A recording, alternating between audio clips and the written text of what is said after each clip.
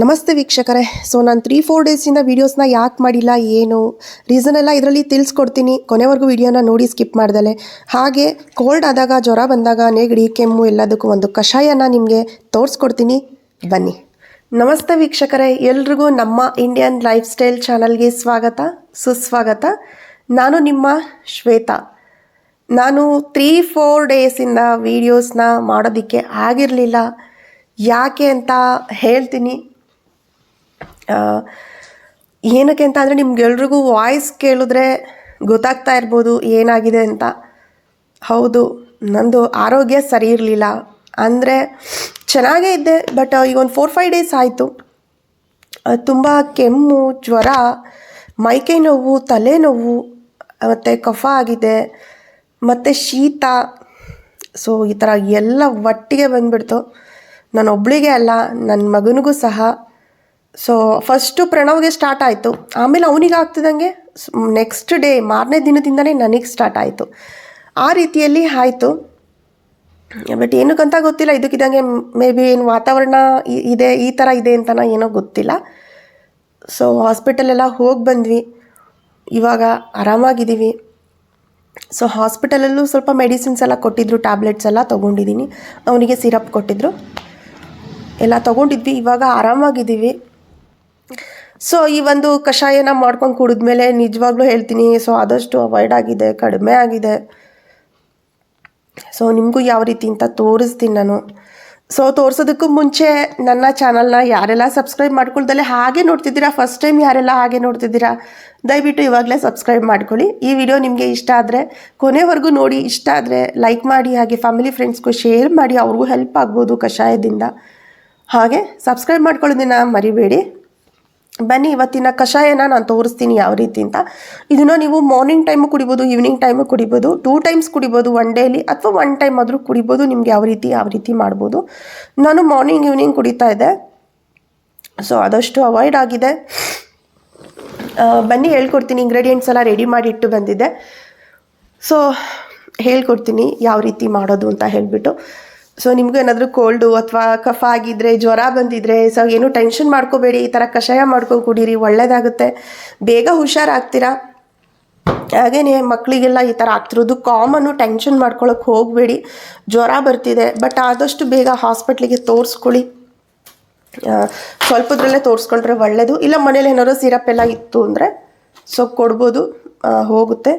But ಇದು ಕಾಮನಾಗಿ ಎಲ್ರಿಗೂ ಆಗ್ತಾಯಿದೆ ಮನೆಯಲ್ಲಿ. ಸೊ ಏನೂ ವರಿ ಮಾಡ್ಕೊಳ್ಳೋದು ಬೇಡ. ಮತ್ತು ಹಾಸ್ಪಿಟ್ಲಲ್ಲೂ ಅಷ್ಟೇ ತುಂಬಾ ಮಕ್ಕಳಿದ್ರು, ಹಾಸ್ಪಿಟಲ್ ತುಂಬ ರಶ್ ಇತ್ತು. ನಾನು ಯಾವತ್ತೂ ಅಷ್ಟು ನೋಡೇ ಇರಲಿಲ್ಲ. ಹಾಸ್ಪಿಟಲ್ಗೆ ಹೋಗ್ತಿದ್ವಿ, ಬಟ್ ಅಷ್ಟು ಮಕ್ಕಳಿಗೆ ಬರೀ ಮಕ್ಕಳೇ ಜಾಸ್ತಿ ಇದ್ದರು. ಆ ಥರ ಆಗೋಗ್ಬಿಟ್ಟಿತ್ತು. ಹಾಗಾಗಿ ಯಾರು ಏನೂ ಟೆನ್ಷನ್ ಮಾಡ್ಕೋಬೇಡಿ, ಕಷಾಯ ಮಾಡ್ಕೊಂಡು ಕುಡೀರಿ. ಸ್ವಲ್ಪ ಫ್ರಿಡ್ಜ್ ಐಟಮ್ಸ್ನ ಅವಾಯ್ಡ್ ಮಾಡಿ. ಹಾಗೆ ಕೋಲ್ಡು ಸ್ವಲ್ಪ ದಿನ ಏನು ತಿನ್ನೋದಕ್ಕೆ ಹೋಗಬೇಡಿ. ಮತ್ತು ಮನೆಯಲ್ಲೇ ಸೊ ನ್ಯಾಚುರಲ್ ಫುಡ್ ಎಲ್ಲ ತಿನ್ನಿ. ಮತ್ತು fridge item, cold items avoid ಮಾಡಿದ್ರೆ ಏನಾಗೋದಿಲ್ಲ. ಬಿಸಿ ತಿನ್ನಿ. ಸ್ವಲ್ಪ ದಿನ ಬಿಸಿ ನೀರು ಕುಡೀರಿ. ಬೆಳಗ್ಗೆ ಎದ್ದ ತಕ್ಷಣ ಫಸ್ಟು ಬಿಸಿ ನೀರು ಕುಡೀರಿ. ನಾನು ಸಹ ಬಿಸಿನೀರನ್ನು ಯೂಸ್ ಮಾಡ್ತಾಯಿದ್ದೀನಿ. ನಾನು ನಾರ್ಮಲಾಗಿ ಬಿಸಿನೀರು ಕುಡಿಯೋದಿಲ್ಲ, ನನಗೆ ಇಷ್ಟನೇ ಆಗೋದಿಲ್ಲ. ಬಟ್ ಈ ಟೈಮಲ್ಲಿ ನಾನು ಕುಡಿಲೇಬೇಕು. ಸೊ ನಾನು ಸಹ ಬಿಸಿನೀರು ಕುಡಿತಿದ್ದೀನಿ. ಕುಡಿದ ತಕ್ಷಣ ಕಷಾಯ ಕುಡಿತೀನಿ. ಬಿಸಿನೀರು ಜೊತೆ ಕಷಾಯ ಕುಡಿದ್ರೆ ತುಂಬಾ ಒಳ್ಳೆಯದು. ಬೆಳಗ್ಗೆನೇ ಕುಡಿಬೇಕು ಕಷಾಯ, ತುಂಬ ಒಳ್ಳೆಯದು. ನಾನು ಬೆಳಿಗ್ಗೆ ಆಲ್ರೆಡಿ ಕುಡಿದಿದ್ದೆ, ಅವನಿಗೂ ಕುಡಿಸಿದ್ದೆ. ಅವನು ಕುಡಿತಿರ್ಲಿಲ್ಲ, ತುಂಬ ಕಿರಿಕಿರಿ ಮಾಡ್ತಾಯಿದ್ದ. ಸೊ ಹೀಗೆ ಏನೇನೋ ಸ್ಟೋರಿ ಅದು ಇದು ಕತೆ ಹೇಳಿ ಮೊಬೈಲೆಲ್ಲ ತೋರಿಸಿ ಸೊ ಕುಡ್ದ. ಸ್ವಲ್ಪ ಹಾಫ್ ಗ್ಲಾಸ್ ಅಂದರೆ ಸ್ಮಾಲ್ ಟೀ ಗ್ಲಾಸಲ್ಲಿ ಹಾಫ್ ಗ್ಲಾಸ್ ಕುಡ್ದ. ಸೊ ಬನ್ನಿ ಕಷಾಯ ಮಾಡೋದನ್ನ ತೋರಿಸ್ತೀನಿ. ಇಂಗ್ರೀಡಿಯೆಂಟ್ಸ್ನೆಲ್ಲ ರೆಡಿ ಮಾಡ್ಕೊಂಡಿದ್ದೀನಿ. ಸೊ ನಿಮಗೆ ತೋರಿಸ್ತೀನಿ, ಬನ್ನಿ. ನಾನಿಲ್ಲಿ 1 ಚಕ್ಕೆ, 2 ಲವಂಗನ ತೊಗೊಂಡಿದ್ದೀನಿ. ಮತ್ತು ಇದಾದಮೇಲೆ ಶುಂಠಿಯನ್ನು 1 ಇಂಚಷ್ಟು ಸಣ್ಣದಾಗಿ ಹಚ್ಚಿಟ್ಕೊಂಡಿದ್ದೀನಿ. ಮತ್ತು ಕಾಳುಮೆಣಸು 1/2 ಟೀ ಸ್ಪೂನ್ ಬೇಕಾಗುತ್ತೆ. ಮತ್ತು ಜೀರಿಗೆ 1/2 ಟೀ ಸ್ಪೂನು. ಮತ್ತು ಅಡುಗೆ ಅರಿಶಿನ 1/2 ಟೀ ಸ್ಪೂನು. ಅದಾದಮೇಲೆ ಕಲ್ಲುಪ್ಪನ್ನು ತೊಗೊಂಡಿದ್ದೀನಿ. ನೋಡಿ ತೊಗೊಳ್ಳಿ ಎಷ್ಟು ಬೇಕೋ ಕ್ರಮೇಣ ನೀವು.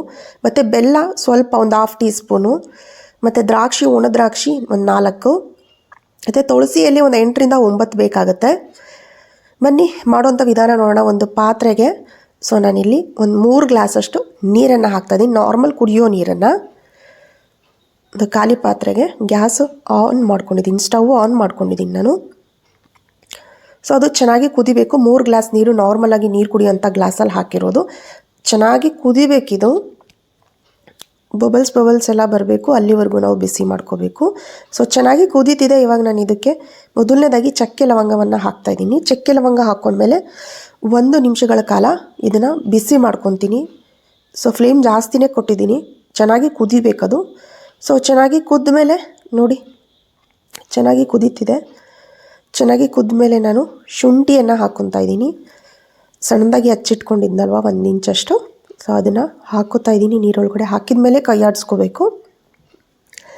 ಅದು ಚೆನ್ನಾಗಿ ಕುದಿಬೇಕು, 1-2 ನಿಮಿಷಗಳ ಕಾಲ ಚೆನ್ನಾಗಿ ಕುದಿಬೇಕು ಬಿಸಿನೀರಲ್ಲದು. ಫ್ಲೇಮ್ನ ಜೋರಾಗೆ ಕೊಡಿ, ತೊಂದರೆ ಇಲ್ಲ, ಚೆನ್ನಾಗಿ ಕುದಿಬೇಕಲ್ಲ. ಹಾಗಾಗಿ ಅದರಲ್ಲಿ ಇರ್ತಕ್ಕಂಥ ಅಂಶ ಎಲ್ಲ ಅದಕ್ಕೆ ಬಿಟ್ಕೋಬೇಕು, ನೀರಿಗೆಲ್ಲ ಆ ರೀತಿಯಾಗಿ ಕುದಿಬೇಕು. ಇದಾದಮೇಲೆ ನಾನು 1/2 ಟೀ ಸ್ಪೂನಷ್ಟು ಕಾಳುಮೆಣಸನ್ನು ಹಾಕ್ಕೊತಾ ಇದ್ದೀನಿ. ಕಾಳುಮೆಣಸು ತುಂಬಾ ಒಳ್ಳೆಯದು ಕೆಮ್ಮಿಗೆ, ಕಫಾಗೆ ಎಲ್ಲ. ಅದು ಬೇಗ ಅದು ಅವಾಯ್ಡ್ ಮಾಡುತ್ತೆ, ಬೇಗ ಕಡಿಮೆ ಆಗಿಬಿಡುತ್ತೆ ಅದು ಕಫ ಎಲ್ಲ ಕರಗೋದಕ್ಕೆ.